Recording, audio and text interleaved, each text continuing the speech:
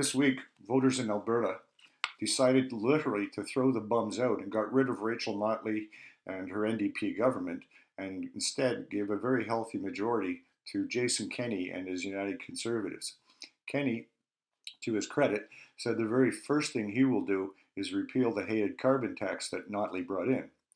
He then said he'll join the civil suit that the government of Saskatchewan and Ontario are involved with against the federal government to try and prevent the federal government from jamming the carbon tax down our throats.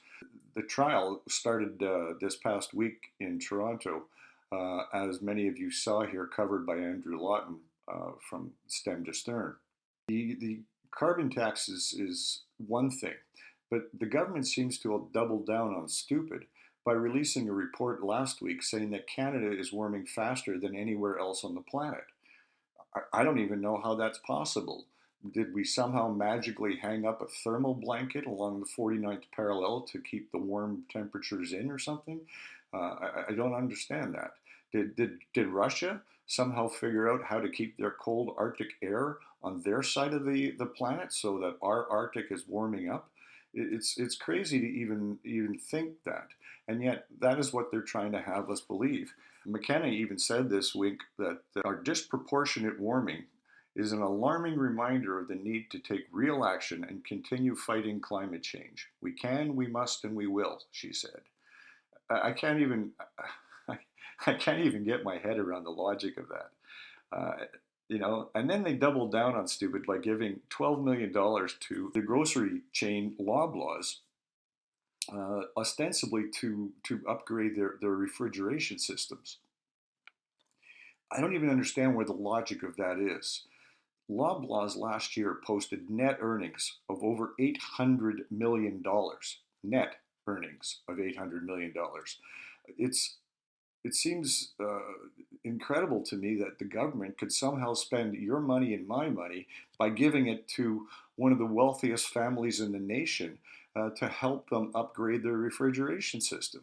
This makes no sense to me, and I doubt it makes very much sense to you. I don't know about you, but I just filled up my car today, and the gas cost me $1.70 a liter. And that's just nothing but tax upon tax upon tax. Governments, both provincial, municipal, and federal, have really got to rethink what they're trying to steal from me and you at every level. I paid $1.70 today when I could drive 30 miles south of me to Blaine, Washington, and fill it up for the equivalent of 83 cents. It's one thing to ask Canadians to bear a bit more of a burden. It's another thing to rob us entirely. And that seems to me to be exactly what they're doing.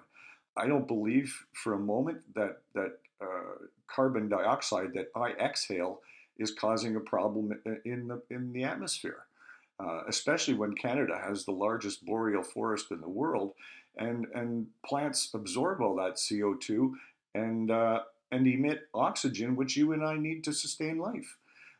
This is totally ridiculous to me. Well, somewhere along the way, the Prime Minister has decided to rebrand it a tax on pollution. Really? Well, CO2 is an odorless, colorless gas that's present in the atmosphere. Pollution is made up of particulates. When they become particularly dense, then they become a health hazard. How is a carbon tax a tax on pollution? And why the rebranding all of a sudden? I sure as heck don't understand it, and I doubt you do either.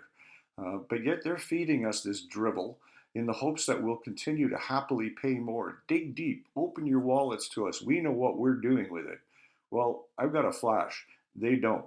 They're just going to waste it. How much has the Prime Minister given to all manner of causes in the United Nations and countries all over the world that he just isn't spending here?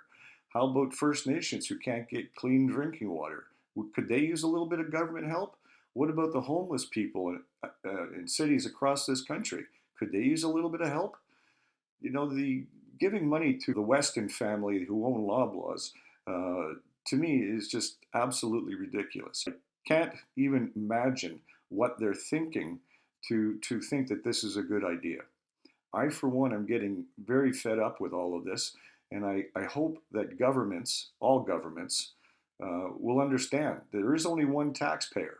I've only got one wallet, and the money has to sustain me and my family, and as well as pay taxes. And the more that they try and squeeze out of me in taxes, the angrier I get.